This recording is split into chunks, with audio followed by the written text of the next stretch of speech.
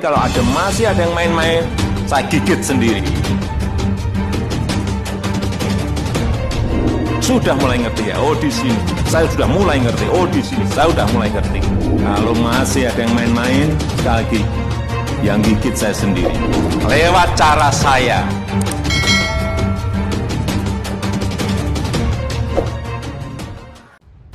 Ingat penghina Jokowi yang telanjang dada? Bikin ulah lagi di Komplek Permata Buana. Ditulis Manuel Mawengkang. Wajah ini sudah tidak asing lagi bagi kita semua. Wajah RJ, seorang penghina Jokowi yang memegang foto Jokowi saat 2018 sambil berteriak-teriak memasung Jokowi. Video viral waktu itu pun tidak serta-merta membuat bocah yang sudah beranjak usia dewasa ini kapok. Orang ini tidak kapok. Waktu 2018 dia masih di bawah umur, jadi proses hukum tidak lewat. Tapi sekarang orang ini sudah ada di bawah hukuman negara ini. Undang-undang sudah berlaku untuknya.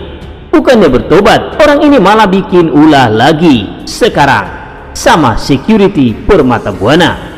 Kalau sudah bawa kendaraan, artinya sudah dewasa kan? Remaja ini di Kembangan, Jakarta Barat yang pernah viral saat ingin masuk Jokowi dengan menunjuk-nunjuk fotonya sambil bertelanjang dada dan sambil tertawa-tawa dan direkam, kembali berulah dengan security. Kali ini dia bukan bercanda tapi kelihatannya bersitegang dengan petugas keamanan komplek. Viral lagi videonya. Dalam video yang berdurasi sekitar 16 detik, waktu yang juga mirip-mirip dengan video pertamanya, remaja berkacamata itu berbicara dengan arogan sambil melipat tangannya seperti jagoan. Saat ditanya petugas keamanan mengapa ia menggeber-geber knalpot kendaraannya, dia malah menjawab dengan ketus. Petugas Babin Kamtibnas pun yang ada di Kelurahan Kembangan Utara pun terlihat di lokasi. Orang ini masih berusia belasan, tapi gayanya sudah mirip jagoan preman Tanah Abang. Saat ditanya baik-baik, si bocah ini mengatakan dengan sombongnya bahwa dia berhak terhadap perbuatannya karena itu rumahnya. Itu orang rumah saya juga. Mendengar jawaban itu, ada seorang yang tidak terlihat di video terpancing dan tersulut emosinya dan menyatakan bahwa remaja itu tidak sopan. Memang sih, kalau saya jadi orang itu, saya pasti akan gebrak meja dan membuat bocah ini gak usah sok merasa mampu karena bayar security lewat urunan bulanan di rumahnya. Lu ngomongnya juga nggak sopan sama security, manggilnya gue lu gitu panggilnya. Video pun terputus, tapi yang pasti polisi pun ikut menyelesaikan permasalahan itu. Dan kalau bicara tentang arogansi, saya melihat bahwa bocah ini sudah seharusnya diberikan pelajaran. Cekcok biasa ini harus viral. Mengapa? Karena saya curiga bahwa ia ini punya masalah dalam mengatur emosinya. Polisi pun membenarkan bahwa peristiwa tersebut memang dilakukan oleh remaja tanggung berinisial RJ itu. Sikap arogan itu yakni menggeber kendaraan di depan pos security. Untuk apa? Ya seperti motivasi awalnya menghina Jokowi. Apa itu? Agar terlihat keren dan bisa di atas hukum. Saya melihat bahwa orang ini butuh diberikan social justice. Social justice yang saya maksud bukan seperti para SJW gila yang bela perusuh ya, tapi ini social justice yang bisa dikerjakan untuk memberikan semacam efek jerah. Karena apa? Apakah karena dia ngebar-ngebar kendaraan saja? Tidak, tapi karena dia sudah pernah bermasalah sebelumnya, namun tidak berubah dan menjadi lebih baik lagi. Kalau mau berikan pelajaran, jangan tanggung. RJ ini pernah ditangkap polisi pada tanggal 23 Mei 2018 karena ingin menembak Jokowi dan menghina Jokowi, ujaran kebencian dan ancaman. Kalau sudah berkait dengan simbol negara, hukuman terberat adalah hukuman mati. Tapi untungnya dia ini masih di bawah 17 tahun pada saat itu, sehingga kejaksaan pun melimpahkan kasusnya ke orang tuanya, dikembalikan istilahnya. Sudah tidak jelas bahwa dia belum bisa diproses hukum seperti orang yang sudah ber-KTP. Jadi dia itu dibimbing orang tuanya. Sekarang apakah dia sudah lewat 17 tahun? Harusnya sih iya ya. Sekarang ini Kapolsek Kembangan Kompol Imam Irawan mengatakan hal ini. Ia yang pernah viral video penghinaan Presiden Pak Jokowi, inisial R.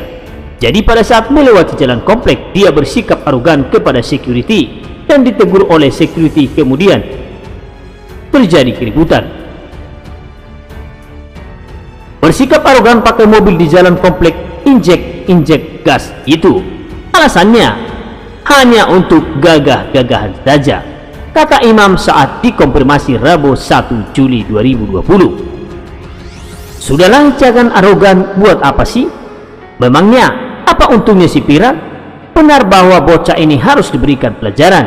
Dia harus tahu bahwa di dunia modern saat ini butuh pengetahuan bahwa video gampang viral, apalagi sudah punya rekam jejak yang tak jelas sebelumnya. Begitulah viral.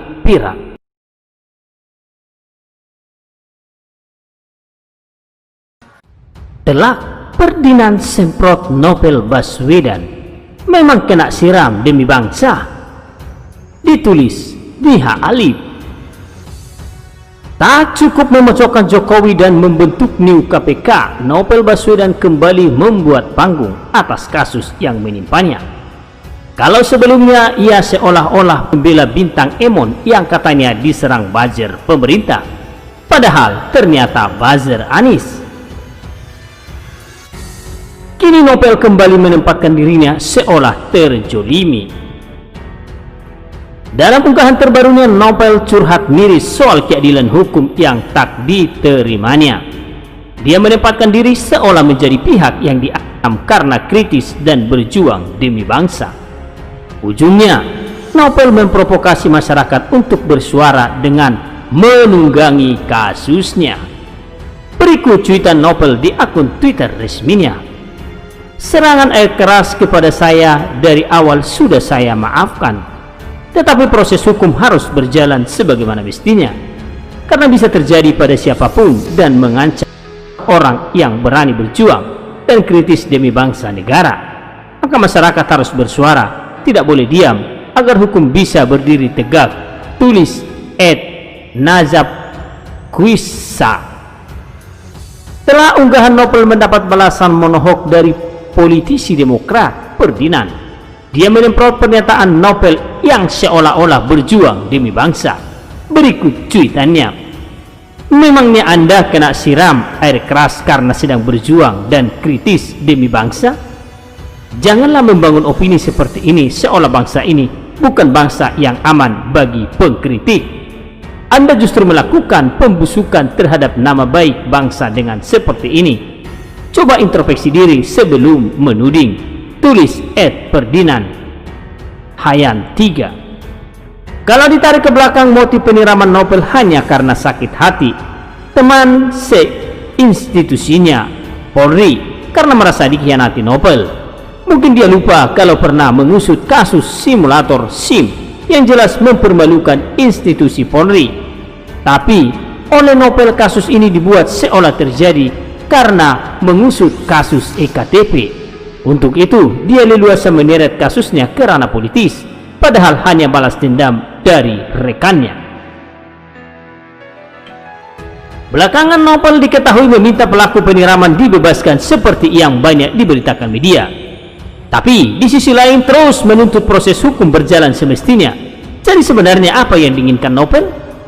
Dia menuduh Jokowi menaruh orang bermasalah dalam menegakkan kasusnya. Padahal seorang presiden jelas tidak bisa mengintervensi suatu proses hukum.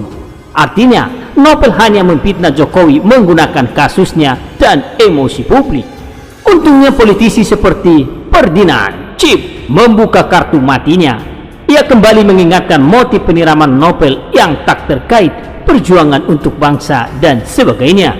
Karena jelas ini hanya sakit hati rekan mantan institusinya. Justru berlebihan kalau menyebut sebagai pembungkaman atas kritik atau kasus korupsi yang ia tangani. Ferdinand juga secara terbuka menyebut Novel melakukan pembusukan terhadap nama baik bangsa. Saat Indonesia mulai disegani negara-negara lain di era Jokowi, Novel Baswedan malah menyebut pemerintah kita anti kritik dan tak mampu menyelesaikan kasus hukumnya.